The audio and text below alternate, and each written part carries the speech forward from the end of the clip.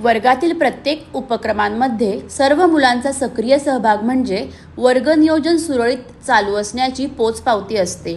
वर्गातील प्रत्येक मूल चर्चेत सक्रियपणे भाग घेत आहे, प्रश्न विचारत आहे आणि शिकलेल्या गोष्टींचा उपयोग करून प्रश्न सोडवत आहे.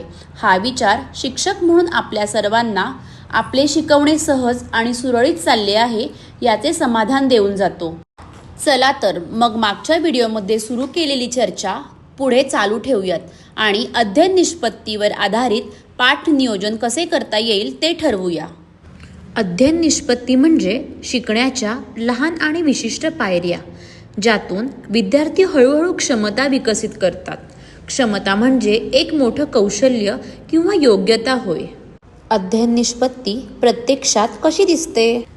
भाषेच्या बाबतीत बोलायचं झाल्यास फक्त एखादी गोष्ट तोंडपाठ करण्याऐवजी त्या संदर्भातील अध्ययन निष्पत्ती मूल एखादी गोष्ट स्वतःच्या शब्दात पुन्हा सांगू शकतात अशी असू शकते.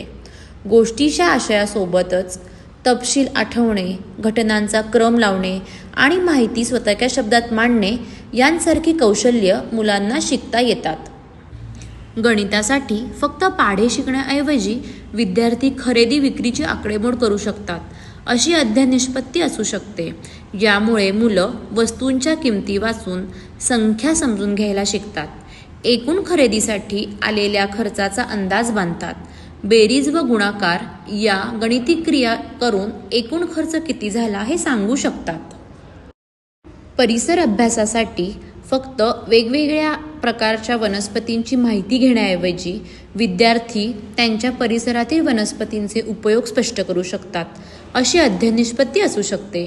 यामुळे मुलांना आजूबाजूच्या परिसराबद्दल माहिती मिळवण्यासोबतच निरीक्षण करणे, वनस्पती ओळखणे, माहिती गोळा करून ती मांडणे अशी कौशल्य विकसित करता येतात. अध्ययन निष्पत्ती समोर ठेवून शिकणे, शिकवणे शिक्षक आणि मुले या दोघांकरता फायद्याचे ठरते.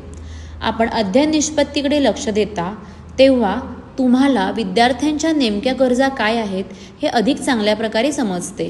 त्यामुळे तुम्ही आशय आणि कौशल्यांच्या बाबतीत त्यांना योग्य आणि नेमके मार्गदर्शन देऊ शकता. परिणामी तुम्ही शिकवलेलं मुलांना समजलंय का हे कळतं. चला तर मग आपण एकत्र येऊन आपल्या वर्गातील प्रत्येक मुलातील सुप्त क्षमता उद्देशपूर्ण अध्ययन निष्पत्ती आधारित शिक्षणाद्वारे फुलवूया.